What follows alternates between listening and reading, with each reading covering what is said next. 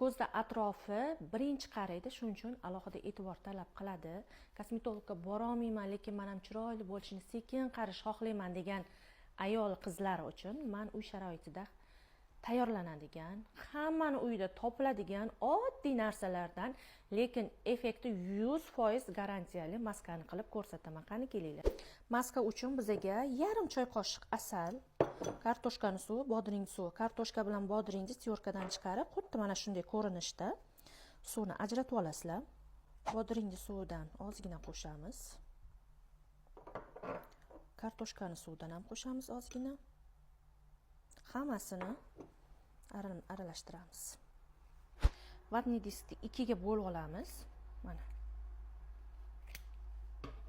Va suvga mana shu tayyor nimamizga solamiz.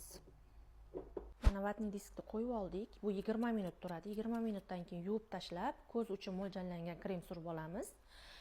Bu maskani siz haftada 2 marta, 3 marta qilib borsanglar, aniq effekt ko'rasizlar. Bu maskani kimni chiroyli bo'lib yurishini xohlasangiz, o'sha yaqiningizga yuborib qo'ying.